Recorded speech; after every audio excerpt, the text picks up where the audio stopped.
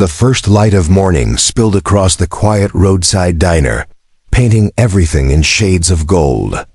Steam curled from coffee mugs, and the deep rumble of motorcycle engines blended with the scent of bacon, fuel, and leather. A group of Hell's Angels bikers had stopped there for breakfast, men, with weathered faces and heavy stories no one ever thought to ask about. Their laughter echoed against the polished chrome of their bikes, until suddenly, a desperate scream tore through the calm. Heads turned instantly. From across the parking lot came a small girl in a red dress, her boots slipping on the cold pavement, her hair wild and tangled. Her cheeks were streaked with tears and dirt, and her voice cracked as she cried out, "Please help! They're hurting my mama!" For a heartbeat, everything went still. The sound of her sobbing seemed to drown out even the engines. A few truckers glanced over, but didn't move.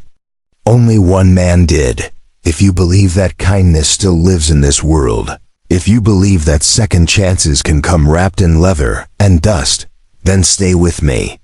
Because what happened next will restore your faith in humanity. The man who stepped forward was Mason Cole, a broad-shouldered biker in his late 30s, the Hell's Angels emblem stitched across his back. He had seen more than his share of pain fights, blood, and betrayal, but never anything like this.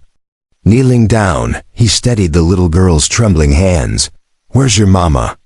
he asked, his gravelly voice surprisingly gentle. She pointed down the road toward a cluster of rundown trailers hidden by trees. "They're hurting her," she sobbed. Without another word, Mason stood up, his eyes hardening with purpose. "Tank Rider, let's go." The three bikers climbed onto their Harleys, engines roaring to life as they tore down the road. Dust swirled around the diner, leaving everyone frozen in silence. Inside, another biker wrapped the little girl in his leather jacket and sat her by the window. She stared out, wide-eyed, watching the red tail lights fade into the distance. Minutes passed. Then faintly, the sound of shouting drifted back, the chaos of violence being interrupted by the roar of engines out at the trailer. Mason and his brothers found a nightmare. A drunken man had a woman cornered against the wall, his fists bloody, his voice full of rage. Sunlight cut through a cracked window, falling across her bruised face. Before he could strike again, boots thundered across the floor. Mason grabbed his wrist mid-swing, twisting until the bottle in his hand shattered on the floor. His brothers pinned the man down effortlessly. No one spoke. No one had to. Mason turned to the woman, his voice trembling with controlled anger. "You okay, ma'am?" She nodded weakly, tears streaming down her cheeks. Outside, police sirens began to wail in the distance. Someone must have called it in. When the officers arrived, the bikers didn't run. They stood quietly in the yard, hands raised, while the little girl clung to Mason's leg. The woman, her name was Carla, explained everything. Her ex-boyfriend, freshly out of jail, had tracked her down that morning and attacked her. As the police took him away, Mason knelt beside the girl. "You did good, kid," he said softly. "You were brave." He lifted her onto his bike, and together they rode back to the diner. The morning sun was climbing higher now, washing everything in light. When they returned, the place had grown crowded. Locals, travelers, truckers all waiting anxiously to see what had happened.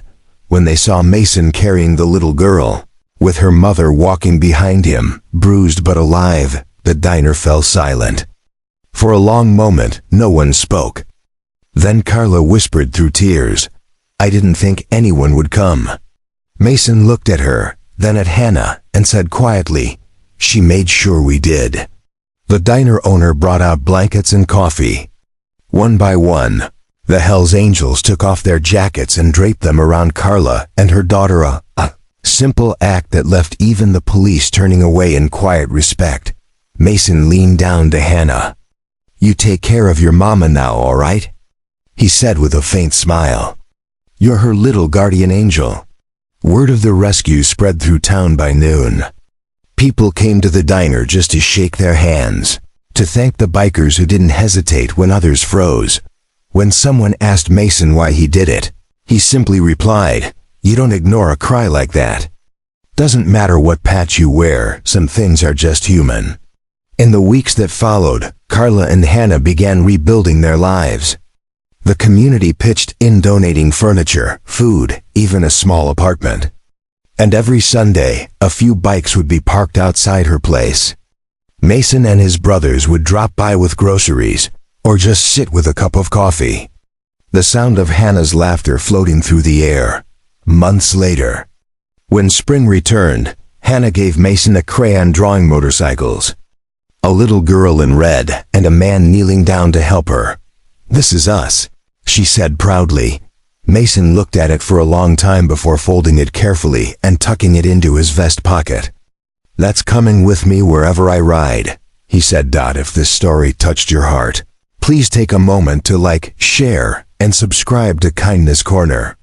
Because sometimes, the toughest hearts hide the deepest kindness. And before you go, tell us in the comments, what would you have done if you were one of those bikers?